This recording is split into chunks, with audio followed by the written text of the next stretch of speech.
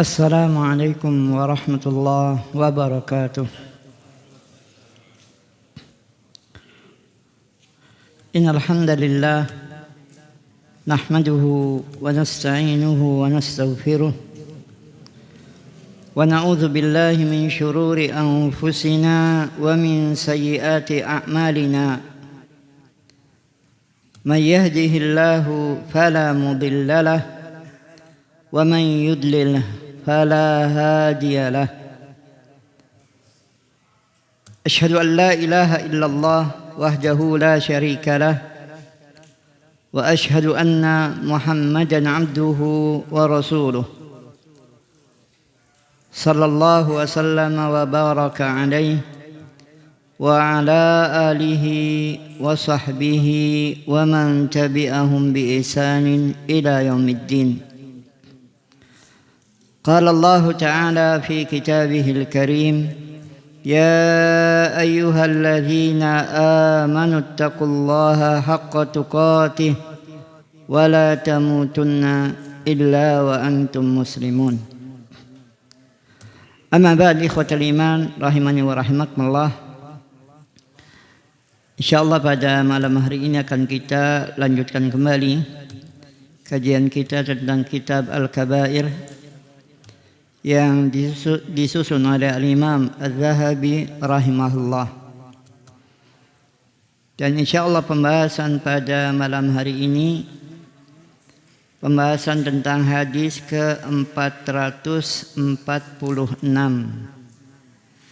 dari 470 hadis yang disebutkan oleh Al-Imam Az-Zahabi rahimahullah di dalam kitab beliau Al-Kabair, di mana telah dijelaskan bahwa mulai hadis ke-421 sampai selesai 470, berarti 50 hadis itu penukilan tentang hadis-hadis Nabi sallallahu alaihi wasallam terhadap permasalahan-permasalahan yang yahtamil annahu minal kabair, yang kemungkinan dia itu termasuk dosa besar.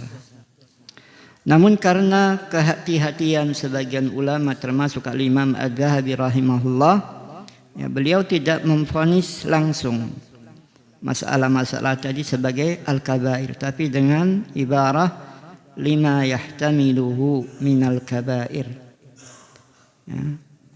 tentang apa-apa yang termasuk, yang kemungkinan termasuk dalam al-kabair. Hadis nomor 446 ini hadis yang diriwayatkan oleh Imam Ahmad dan Imam Tirmidzi dan juga dihasankannya dan disahihkan oleh Imam Hakim dari Abu Ayyub Al-Ansari radhiyallahu an. Beliau mendengar Nabi sallallahu alaihi wasallam bersabda, sami'an nabiyya sallallahu alaihi wasallam yaqul: man farraqa baina walidatin wa waladiha farraqallahu bainahu wa baina ahibbatihi yaumal qiyamah. Man farraqa baina walidatin wa waladiha, siapa yang memisahkan antara seorang ibu dan anaknya, baik anak laki-laki atau perempuan. Farraqallahu bainahu wa baina ahibbatihi yaumal qiyamah, maka Allah akan memisahkan dia dengan orang-orang yang dicintainya pada hari kiamat kelak. Hadis yang mulia ini disebutkan oleh Al-Imam At-Tirmidzi rahimahullah di dalam bab fi karahiyatit tafriq bainas sabi, bab tentang karahiyah, dibencinya, tidak disukainya memisahkan bainas sabi, antara tawanan perang. Hadis yang mulia ini di dalamnya ada perhatian Islam yang begitu besar terhadap seorang wanita Dan tidak ada yang mengangkat derajat wanita melebihi yang diangkat oleh syariat Islam yang mulia. Hatta dia itu seorang amah, seorang budak perempuan.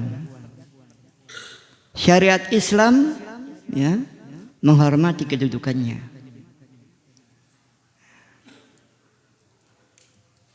Walaupun hadis yang mulia ini di dalamnya ada isyarat ya, bahwa Islam mengakui adanya perbudakan, dan memang ada, apalagi pada saat itu.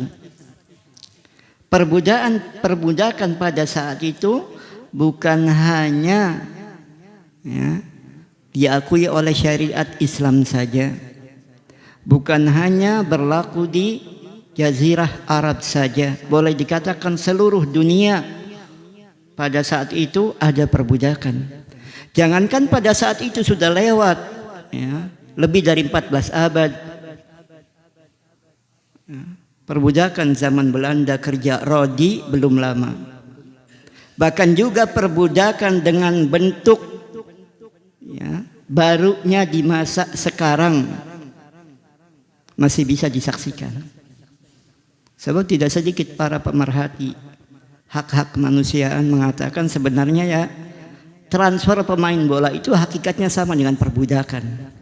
Pemain bola dijual belikan, yang dapat untung ya bos-bosnya. Mereka benar dapat bayaran besar, tapi siapa yang lebih besar mendapatkan untung itu? Bos-bos mereka, pemilik klub-klub itu. Perbudakan yang dilegalkan, yang tidak disadari. Bahkan perlakuan bangsa-bangsa selain Arab terhadap budak-budak mereka, baik itu di kalangan bangsa Parsi, Romawi, ya, Yunani, dan juga yang lainnya. Bahkan itu juga diakui oleh tokoh-tokoh pemikir Yunani seperti Aflatun dan juga Aristoteles misalnya. Demikian pula sebab perbudakan pada selain Islam sebabnya banyak ya, bisa karena peperangan, kemudian ada di antara mereka yang jadi tawanan, bahkan juga ada karena penculikan ya, perampokan dan sejenisnya. Bahkan ada di antara mereka yang sengaja ya, menjual anak-anak mereka. Dan perbudakan sejenis ini kita dengar di masa sekarang. Walaupun mungkin tidak dijual istilahnya, fisiknya, kemudian kepemilikannya, tapi maaf kita baca, kita dengar berapa banyak orang tua, ayah ataupun ibu yang maaf menjual kegadisan seorang anak perempuannya melebihi kebiadaban ya, masyarakat jahiliyah dulu. Demikian pula sebagian di antara mereka ya, menganggap ya maaf para petani sendiri sebagai budak-budak. Bahkan pemikir mereka, Aristoteles misalnya mengatakan budak-budak itu kelak mereka tidak dikekalkan di alam baka menurut mereka ya, tidak mendapat azab, tidak juga mendapat nikmat,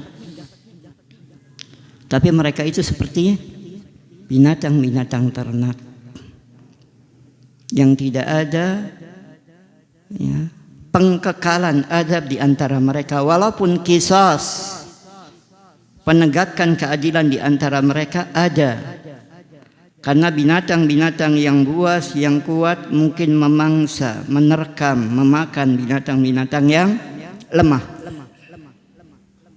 Domba yang bertanduk nyeruduk domba yang tidak bertanduk.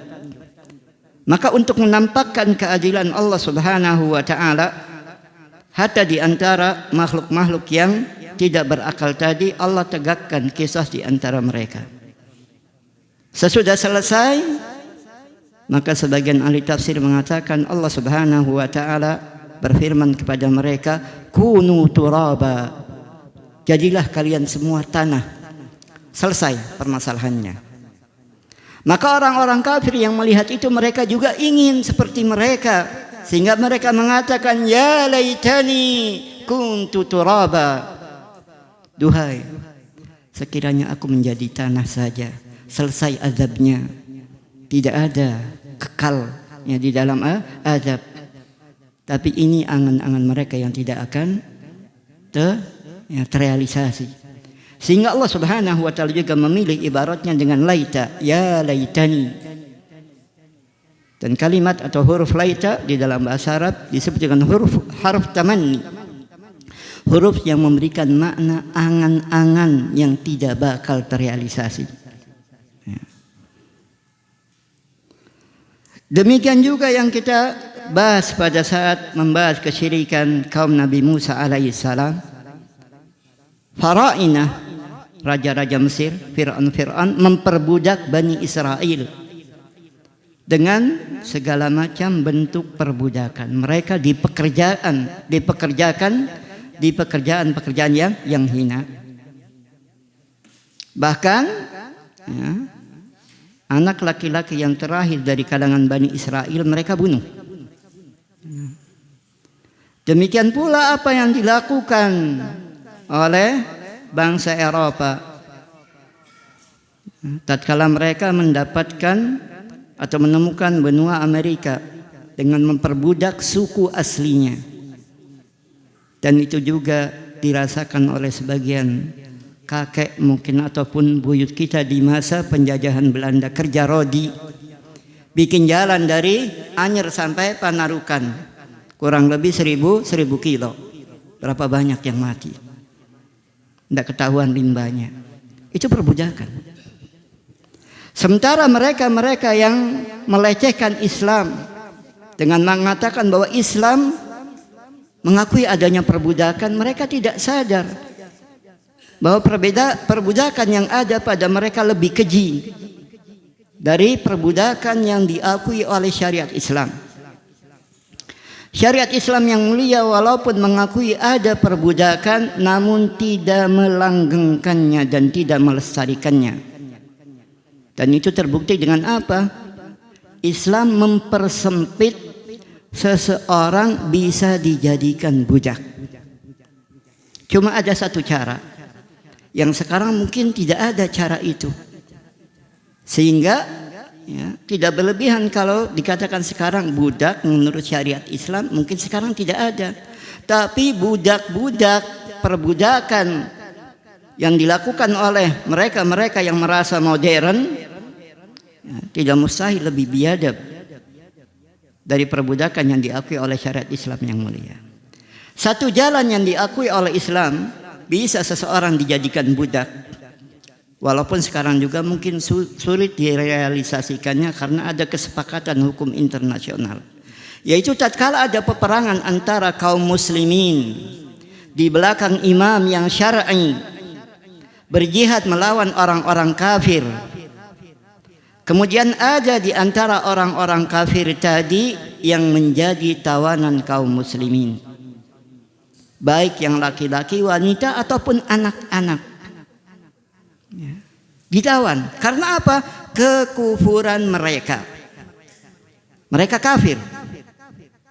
Sebelum itu mereka sudah diajak untuk masuk ke dalam agama Islam yang mulia. Mereka masuk Islam selamat. Harta dan darah jiwa mereka dilindungi oleh syariat Islam. Tidak mau masuk Islam, ada opsi kedua, bayar jizyah.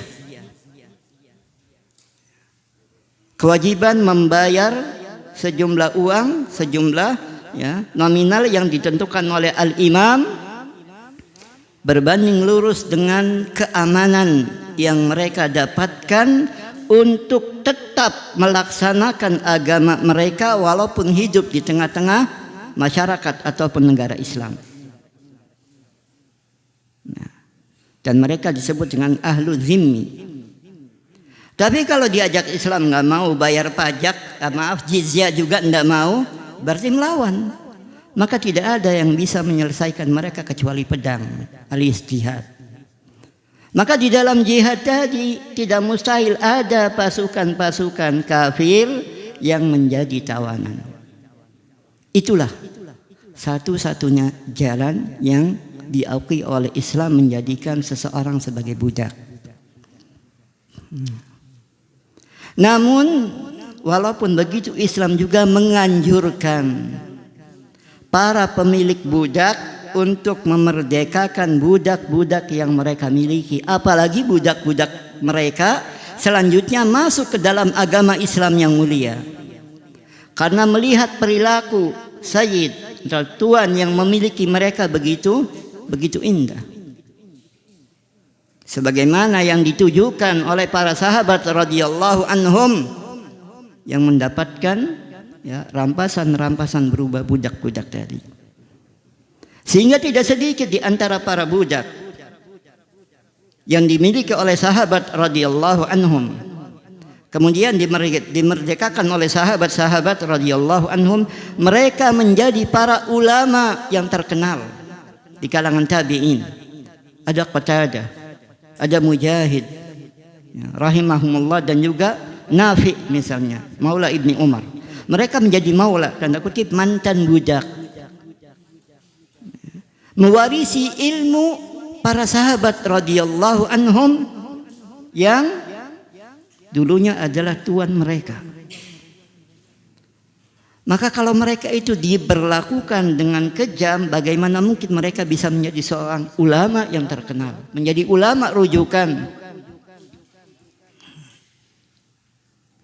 Dan juga Islam memaksa sebagian pemeluk budak untuk memerdekakan budaknya dengan paksaan sebagai kafarah dari kesalahan ataupun dosa yang mereka lakukan. Dan budak-budak yang mukmin karena mereka telah masuk Islam lebih berhak, lebih didahulukan untuk apa? Untuk dimerdekakan. Jadi walaupun Islam mengakui adanya perbudakan, tapi mempersempit seseorang bisa menjadi budak. Kemudian juga menganjurkan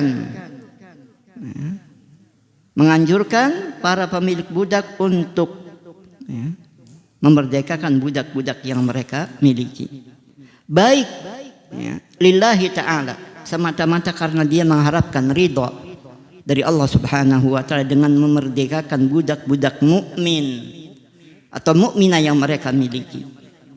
Karena mereka mengharapkan balasan untuk dibebaskan dari api neraka, sebagaimana yang Rasulullah sallallahu alaihi wasallam jelaskan dalam hadis yang maknanya, siapa yang memerdekakan budak yang mereka miliki, maka Allah akan membebaskan jasadnya dari api neraka. Setiap anggota badan yang dia bebaskan akan membebaskan dirinya dari api neraka. Sehingga sebagian para pemilik budak berlomba-lomba untuk memerdekakan budak-budak yang mereka miliki tanpa balasan apapun, semata-mata karena Allah Subhanahu wa taala. Ada yang memerdekakannya karena apa? Karena dia harus membayar kafarah dari sebagian kesalahan yang dia lakukan. Seperti maaf misalnya menggauli istrinya di siang hari bulan Ramadan, atau orang yang melanggar sumpahnya, atau orang yang membunuh. Maka salah satu bentuk yang harus dia lakukan adalah di samping yang lain ada kafarah, memerdekakan budak. Masalah zihar juga, seorang suami yang menyerupakan istrinya dengan ibunya misalnya. Demikian juga syariat Islam memberlakukan budak-budak tadi sebagaimana seseorang memberlakukan dirinya sendiri. Dalam hadis yang diriwayatkan oleh Imam Bukhari dan Muslim, Rasulullah sallallahu alaihi wasallam bersabda tentang mereka, hum ikhwanukum wa khawalukum. Mereka para budak itu adalah ikhwanukum, saudara-saudara kalian. Kalau budak-budak itu adalah budak mukmin. Innamal mu'minuna ikhwah.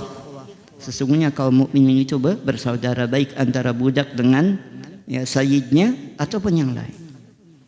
Wa khalukum, dan juga pelayan kalian, karena memang budak-budak tadi melayani kebutuhan, keperluan sayyid ataupun tuannya. Ja'alahumullah tahta aydikum, Allah jadikan mereka di bawah kekuasaan kalian, di bawah pengendalian kalian. Faman kana akhuhu tahta yadihi, maka barang siapa yang saudaranya di bawah istilahnya apa? Kekuasaannya, di bawah kepemimpinannya, falyut'imhu mimma ya'kul, maka hendaklah dia memberi makan kepadanya seperti apa yang dia makan. Dia makan lengko, kasih lengko. Nasi kuning, kasih nasi kuning misalnya.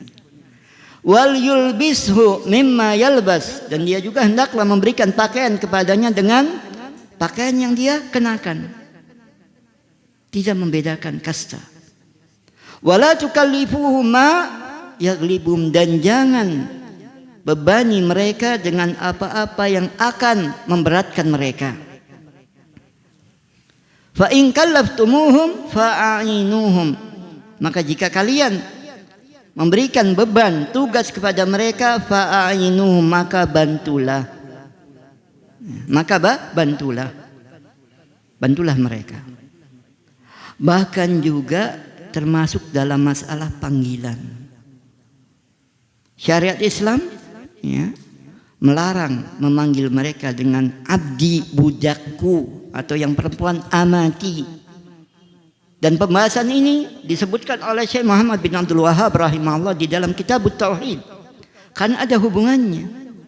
Jangan sampai bagi seorang budak sendiri menganggap dirinya sebagai seorang budak, sebagai hamba dari tuannya, seperti ubudiyah dia terhadap Allah Subhanahu wa taala.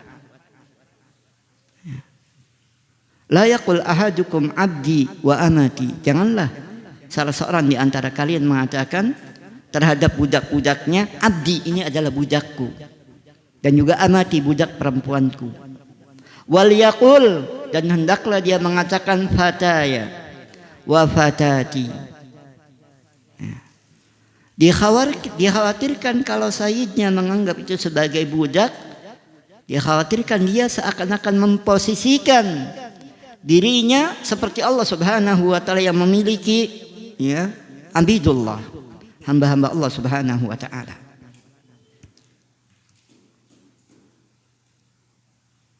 Kemudian syariat Islam yang mulia juga jelas, inna akramakum indallahi atqakum, sesungguhnya yang paling mulia di antara kalian adalah yang paling bertakwa.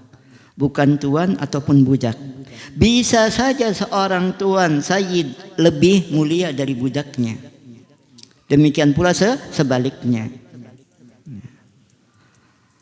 Maka yang disebutkan di dalam hadis yang mulia tadi juga, yang dinukil oleh Imam Az-Zahabi, termasuk salah satu bukti pemuliaan Islam terhadap para budak. Di antara bentuk paksaan bagi seorang budak, bagi seorang sayyid yang memiliki budak, apabila dia mencederai atau melukai sebagian anggota badan budak tadi dengan bentuk luka yang berat istilahnya, maka serta-merta budak tadi menjadi merdeka. Sebagaimana dalam hadis yang disebutkan bahwa ada seseorang yang jada anfa ghulami, yang memotong hidung budaknya. Maka Nabi SAW berkata kepada budak tadi, idhab fa anta hur, pergilah kamu merdeka. Kamu merdeka seperti tuanmu. Tapi budak tadi yang namanya budak, yang mungkin masih punya mental budak, sehingga dia bertanya, ya Rasulullah, fa maula man ana, maka aku ini siapa maulanya, siapa maulaku? Sebab maula di dalam syariat Islam yang mulia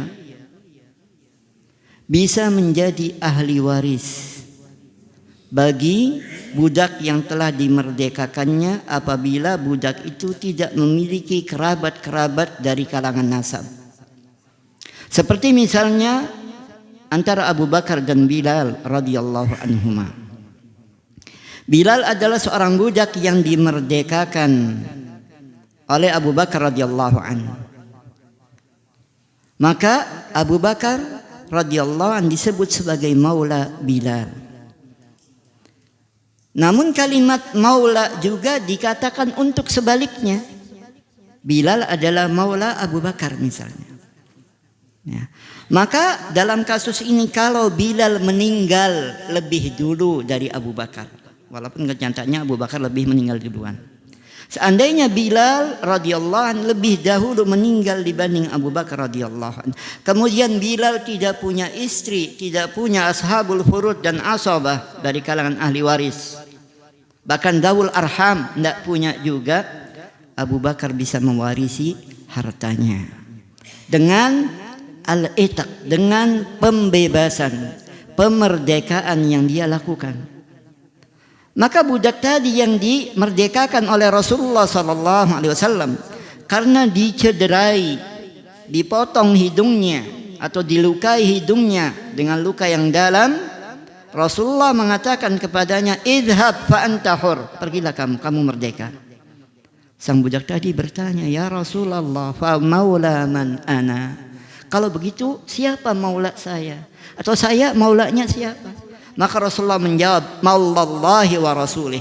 Kau adalah maula Allah dan Rasulnya.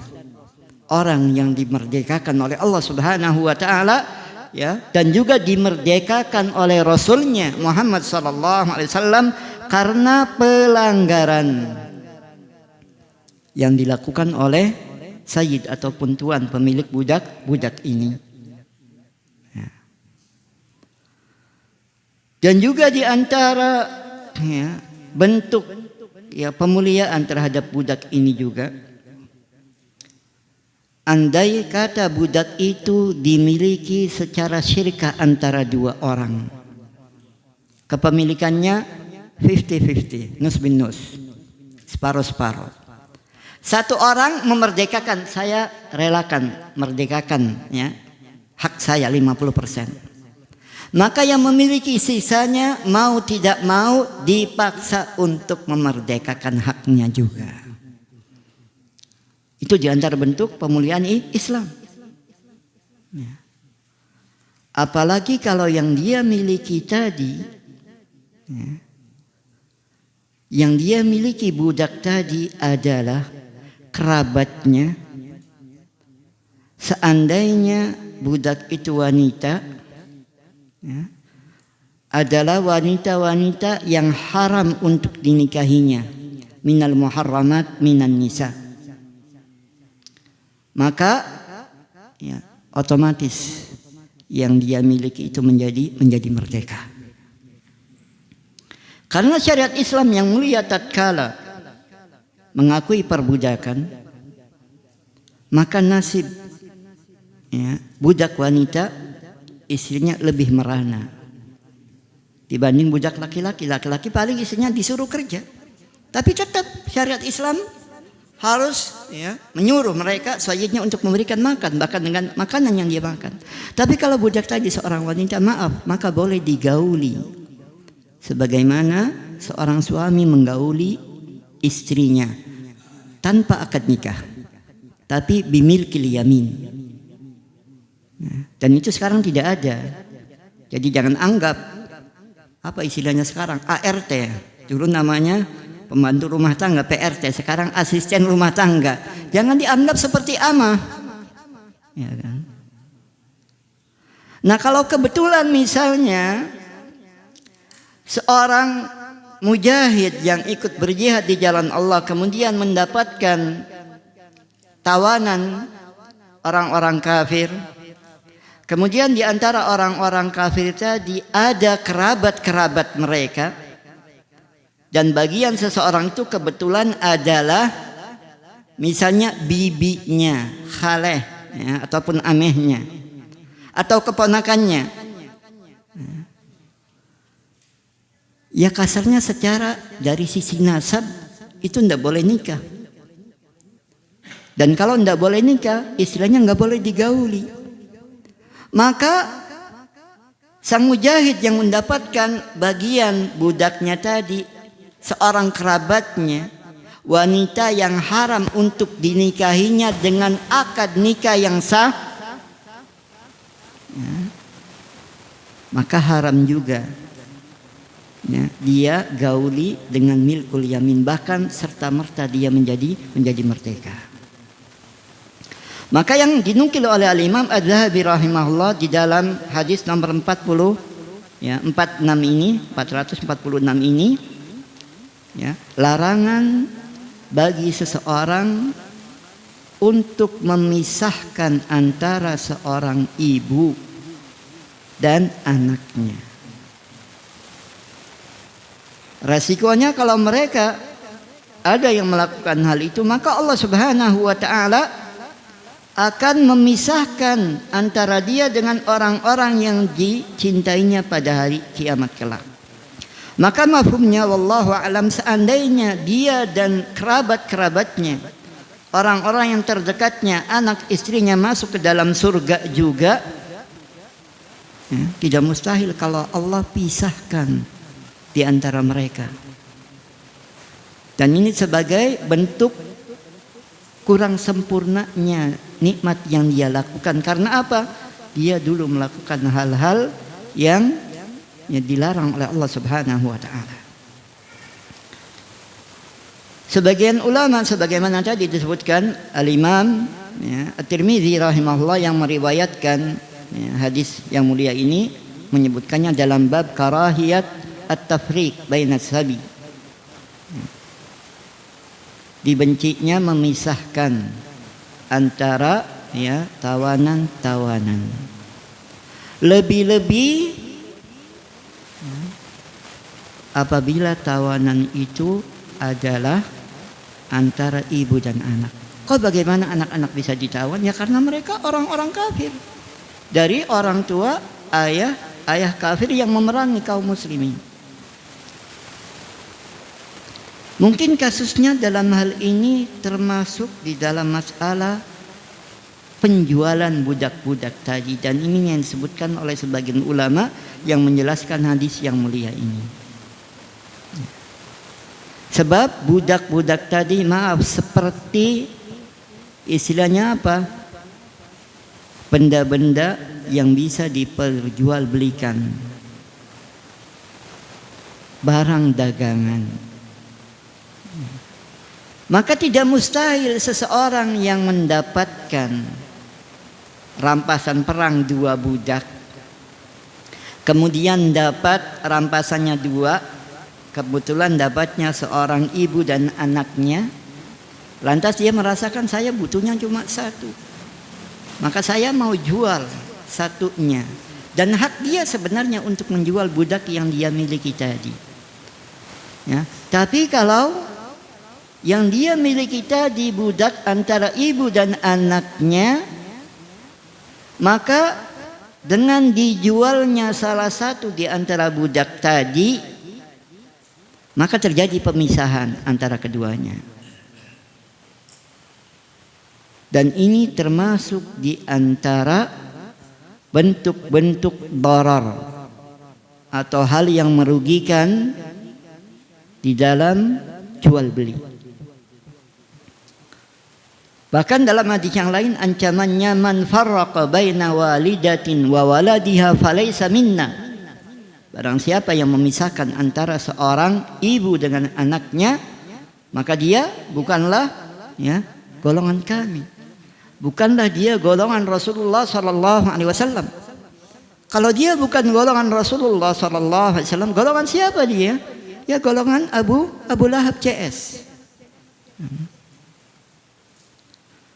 Bahkan sebagian ulama mengatakan apabila walad, ya, anak tadi masih kecil, maka diharamkan jual beli itu. Kalau mau jual, jual semua.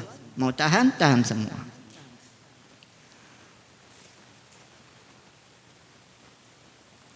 Sebagian ulama ada yang mengatakan apabila ibunya ridho dengan hal itu, ya, maka ada ikhtilaf. Kalau tadi ibunya tidak ridho, nggak boleh. Sekarang kalau ibunya ridho nggak apa-apa, saya dipisahkan dengan anak saya misalnya. Ya. Maka ulama berbeda pendapat dalam hal ini. Dan masalah darar, adanya bahaya atau hal yang merugikan, itu berlaku dalam banyak transaksi. Sehingga Rasulullah SAW menyebutkan kaidah, ya, yang kemudian menjadi kaidah besar dalam kaidah fikih, kaidah fikihiyah, la darara wa la dirara. Seseorang tidak boleh membahayakan dan tidak boleh istilahnya mengundang bahaya untuk dirinya. Tidak boleh membahayakan orang lain dan tidak boleh mengundang atau mendatangkan bahaya untuk dirinya. Termasuk dalam masalah jual beli misalnya. Tidak dipungkiri bahwa di dalam penjualan budak tadi ada maslahat. Apalagi yang memiliki budak tadi butuh uang misalnya. Saya nggak butuh budak, pekerjaan bisa saya kerjakan sendiri. Saya butuhnya uang, dia mau menjualnya. Tapi kalau dengan sebab penjualannya tadi dia memisahkan antara seorang ibu dengan anaknya, maka ya, transaksi tadi diharamkan. Itu dalam bentuk bai atau jual beli. Hatta dihibahkan sekalipun. Saya nggak jual tapi saya hibahkan ibunya kepada si fulan. Nggak boleh tetap. Itu pemisahan tatkala mereka masih kondisinya sebagai budak. Dan kita saksikan, kita dengar di masa sekarang. Mereka bukan budak. Orang-orang merdeka. Tapi berapa banyak ibu-ibu, para wanita yang rela tega meninggalkan anaknya. Bukan anak yang ya masih kecil saja, tapi juga anak yang masih dalam usia susuan, masih disusui oleh ibunya. Mereka tega, rela, walaupun mungkin tanda kutip ada yang terpaksa meninggalkan anak-anaknya tadi. Karena apa? Alasannya cari uang. Bahkan sampai ke luar negeri. Kalau mungkin dulu berangkatnya ke Arab misalnya masih bisa menghibur diri sambil bisa umroh ataupun haji. Tapi kalau berangkatnya ke Taiwan, ke Cina, mau ke kelenteng tawafnya. Apa alasan mereka cari duit? Kalau mereka wanita. Hanya Islam yang memuliakan wanita. Wanita tidak wajib mengeluarkan nafkah hatta untuk dirinya. Jangankan untuk anaknya, apalagi untuk suaminya. Hatta untuk dirinya. Itu seorang wanita, hanya Islam yang memuliakannya. Dia seorang bint, seorang anak, nafkahnya kewajiban orang tuanya. Dia seorang ibu yang sudah cukup umur, lagi tua renta, nafkahnya kewajiban anaknya, anak laki-lakinya khususnya. Dia seorang istri, nafkahnya kewajiban suaminya. Tapi kalau dia seorang gadis lajang, belum bersuami, ayahnya sudah meninggal, nah, tentunya belum punya anak, maka kewajiban saudaranya untuk menafkahinya. Bukan disuruh pergi ke luar negeri mencari uang. Bukan berarti Islam melarang wanita bekerja. Boleh, ada bahkan sebagian medan-medan kerja yang tidak bisa dan seharusnya tidak boleh dilakukan kecuali oleh seorang wanita. Tapi sekarang dibalik. Ada ya medan-medan kerja yang seharusnya diisi oleh ya, wanita diganti laki-laki. Sebaliknya ada juga. Dokter spesialis kandungan. Mana yang lebih banyak? Padahal itu wanita harusnya yang dominan. Guru-guru TK juga misalnya. Bukan berarti Islam melarang wanita bekerja.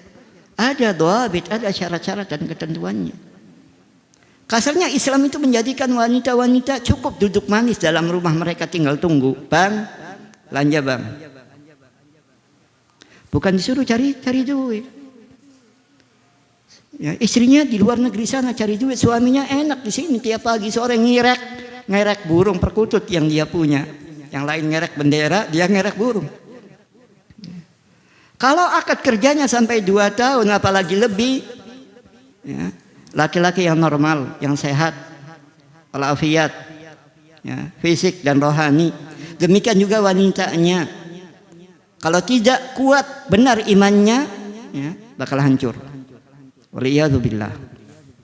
Dan ini yang banyak terjadi juga. Kadang-kadang wallahul musta'an. Ibaratnya ada wanita-wanita tadi sudah jatuh, ketimban tangga pula. Dia tiap bulan kirim uang, kirim gajinya ke suaminya. Tapi apa yang dilakukan oleh suaminya? Ya, kita semua mendengar fakta seperti itu dan kejadian seperti itu. Dia rela meninggalkan anaknya.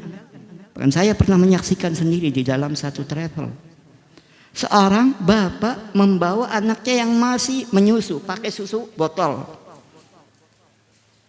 Ya, fudulan tanya, ini anak mana ibunya? Ngerengek sepanjang perjalanan. Ibunya berangkat ke Taiwan apa ke Cina.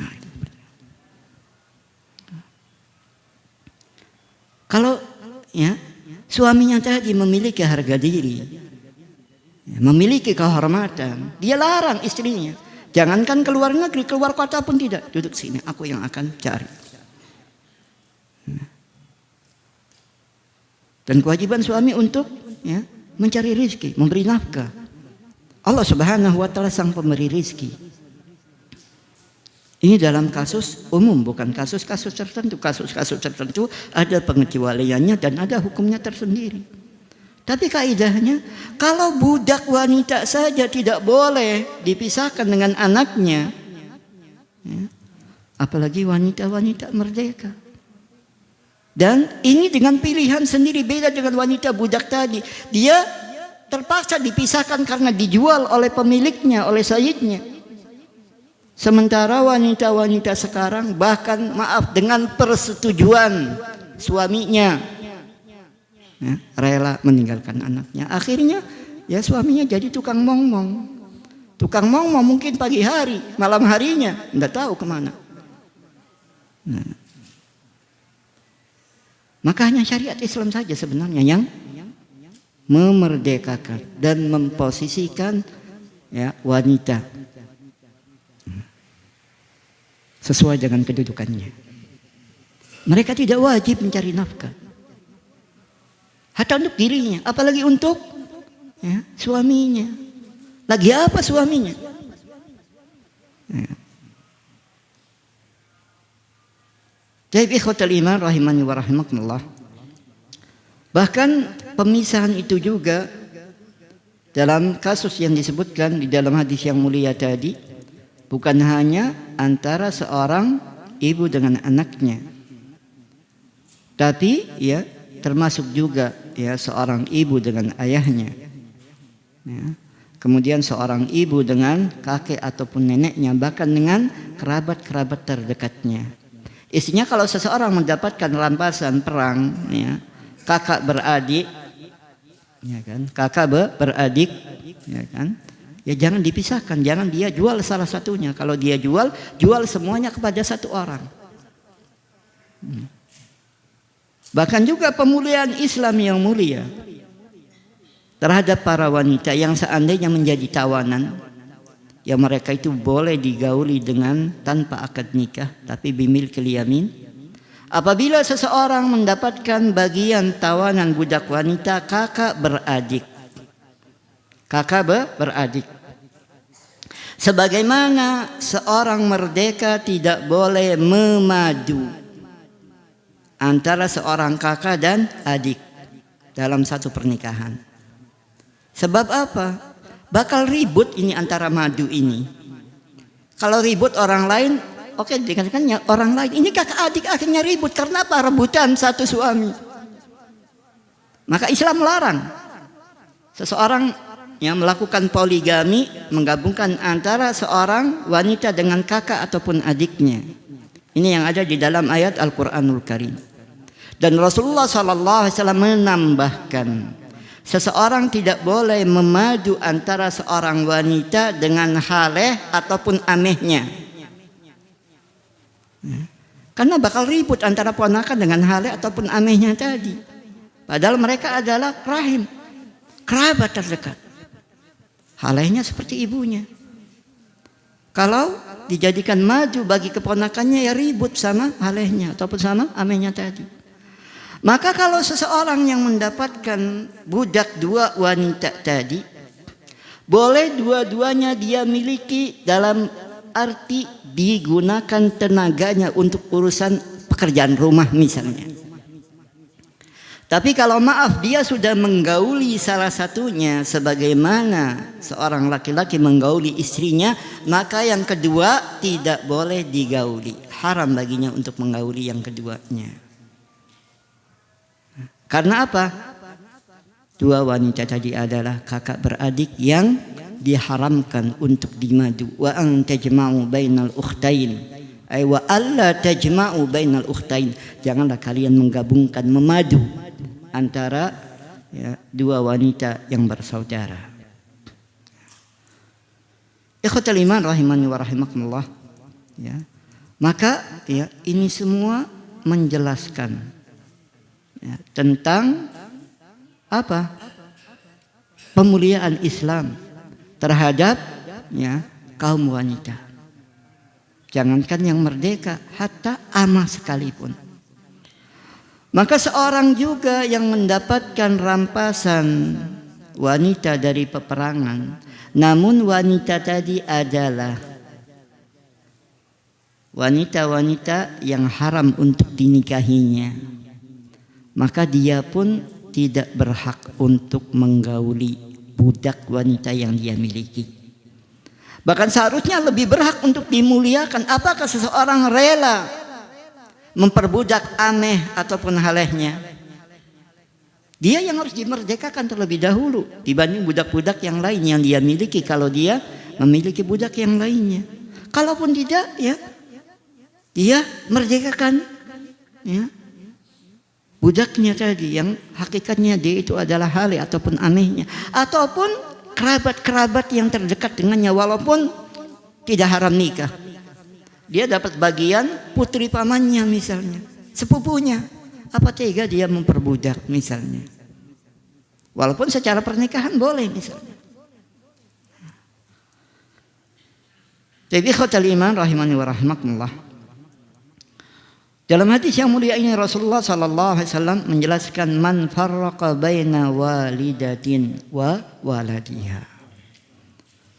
Maka ini sekali lagi menggambarkan syariat Islam yang begitu indah di dalam memposisikan seorang wanita. Lebih-lebih kalau anak-anak yang dipisahkan dari ibunya tadi masih kecil. Baik ibunya setuju ataupun tidak. Dan ini yang dinukil dari Imam Syafi'i rahimahullah. Sementara Imam Malik mengatakan kalau ibunya ridha, ibunya rela, maka tidak mengapa. Dan sebagian imam yang lainnya mengatakan baik ibunya ridha ataupun rela, maka tetap itu tidak boleh. Karena apa? Karena dalam hadis yang mulia ini Rasulullah sallallahu alaihi wasallam mengulang kalimat baina. Di dalam hadis yang mulia tadi, baina artinya antara. Dan ini sekali lagi mengisyaratkan pentingnya mengetahui bahasa Arab di dalam memahami nas-nas syariat. Man farraqa baina walidatin wa waladiha farraqallahu bainahu wa baina ahibbati. Sama seperti pengulangan kalimat baina yang disebutkan oleh Rasulullah sallallahu alaihi wasallam, bainar rajuli wa bainal kufri aw syirki tarkus shalah. Pemisah antara seseorang dan antara kekufuran ataupun kesyirikan adalah tarkus shalah. Sebagaimana kemarin yang disinggung ya secara singkat di dalam khutbah Jumat. Maka demikian juga di sini disebutkan siapa yang memisahkan antara ya, seorang ibu dengan anaknya, Allah ulangi lagi, farraqallahu bainahu wa baina ahibbatihi. Maka ini menunjukkan bahwa masalah ini bukan masalah yang ringan.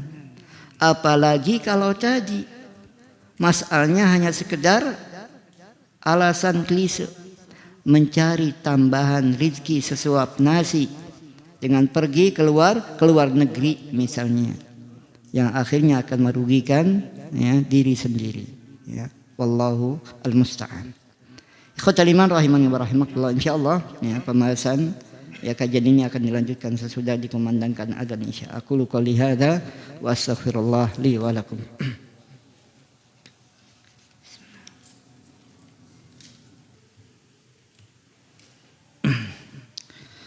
Bismillah walhamdulillah wassalatu wassalamu ala rasulillah wa ala alihi wa sahbihi wa mawalah wala haula wala quwwata illa billah wa ba'd.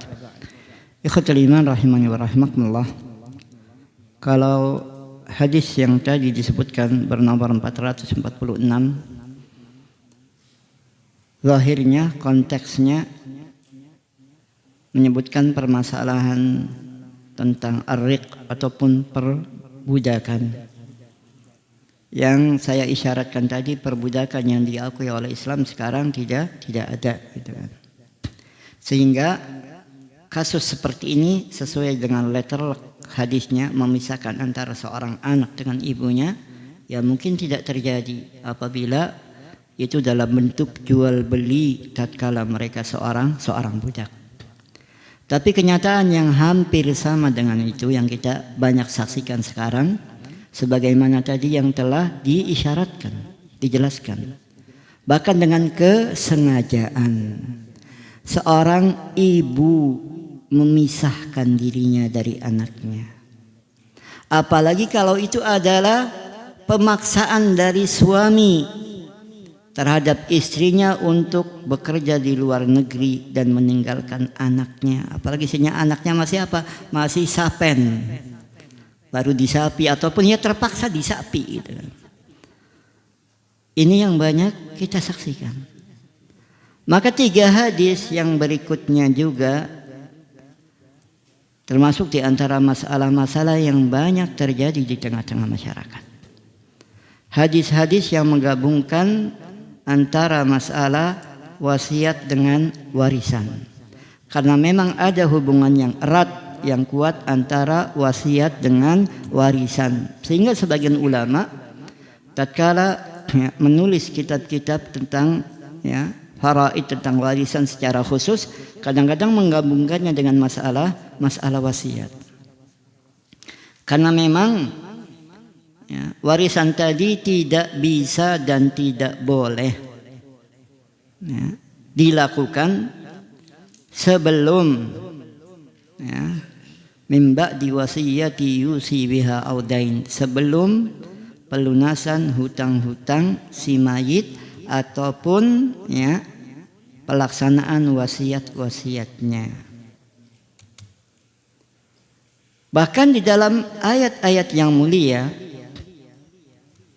yang menyebutkan semua kasus masalah warisan diakhiri dengan apa? Seperti ayat tadi atau seperti redaksi tadi, mim ba'di wasiyati yusi biha audain.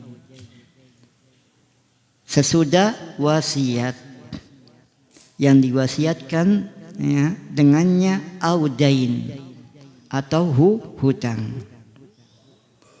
Ayat berikutnya juga mim ba'di wasiyati yusina biha audain.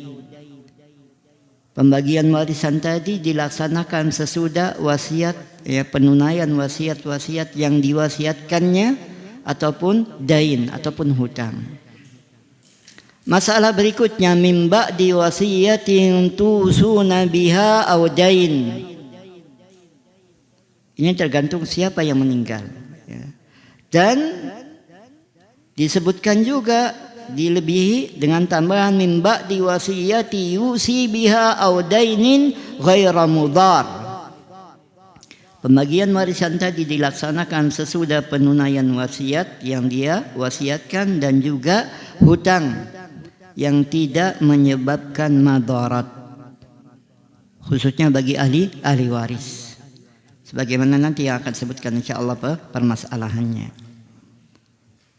Kemudian di akhir surat An-Nisa ya, yang menyebutkan tentang ya, pembahasan ya, untuk saudara-saudara mayit, ya kan? Walaupun tidak disebutkan ya, mimba di wasiyatin tadi sudah terwakili oleh dua ayat sebelumnya dan permasalahan-permasalahan itu. Sementara kadang-kadang ya, ada sebagian kasus begitu mayit meninggal langsung dibagi-bagi, tidak diteliti dulu ya, apakah mayit punya hutang atau tidak. Kemudian sesudah masing-masing ahli waris mendapatkan bagiannya, baik itu sesuai dengan syariat ataupun tidak, misalnya yang penting mereka sudah bagi-bagi. Banyak para ya, penagih membawa nota-nota merah yang belum lunas. Siapa yang membayarin? Ya kan? Yang sudah megang duit walaupun anaknya, itu bukan tanggung jawab saya, tanggung jawab abah yang utang. Wallahul musta'an. Dan itu tidak sedikit terjadi. Maka jangankan wasiat, hutang pun kadang-kadang mereka lupakan. Sehingga dalam ya, beberapa ayat tadi, walaupun itu hanya 2 ayat saja, beberapa kasus Allah ulangi dengan menyebutkan apa? Menyebutkan wasiat dulu, mim ba'di wasiyah tusuna biha, yusi biha, yusina biha, audain atau hutang. Disebutkan wasiat dulu, baru hutang. Walaupun dalam pelaksanaannya sebagaimana yang dilakukan oleh Rasulullah SAW dan dipraktikkan oleh para sahabat radhiyallahu anhum sesudah itu, dan juga dikatakan oleh Ali bin Abi Thalib bahwa kalian baca di dalam surat An-Nisa min ba'di wasiyati yusi biha audain ya. Tapi kalian atau kita memberlakukannya dengan melunasi hutang-hutang dulu. Sebagai bentuk apa? Perhatian Islam terhadap wasiat. Sebab boleh dikatakan wasiat kadang-kadang yang mendapat wasiat sendiri malu untuk menagihnya kepada kerabat mayit. Apalagi wasiatnya tidak tertulis, hanya sekedar ucapan. Beda dengan yang memiliki piutang kepada si mayit. Mereka tidak malu-malu datang kepada kerabat mayit, dan memang seyogianya, selayaknya ya, tatkala di pekuburan ataupun sebelum sholat ataupun di rumah mayit sebelum diberangkatkan, diingatkan mereka yang mempunyai ya, masalah dengan si mayit segera menghubungi kerabat ataupun ahli waris mayit. Hutang bakal ada yang menagih, apalagi jumlahnya lumayan buat tambahan modal. Ini notanya masih merah ini, mau diputihin kan notanya ya. Beda dengan wasiat, apalagi yang punya wasiat, yang diberi wasiat tidak punya catatan, tidak punya rekaman, tidak punya bukti. Dia nagih wasiat, bang, dulu abah punya wasiat, kalau saya meninggal saya mau dikasih 5 juta. Nggak diketawain oleh anaknya aja kan wasiat, mana buktinya ya. Sehingga wasiat tadi disebutkan terlebih dahulu di dalam urutan ayat, di dalam redaksi ayat yang mulia, walaupun pelaksanaannya tetap sesudah hutang.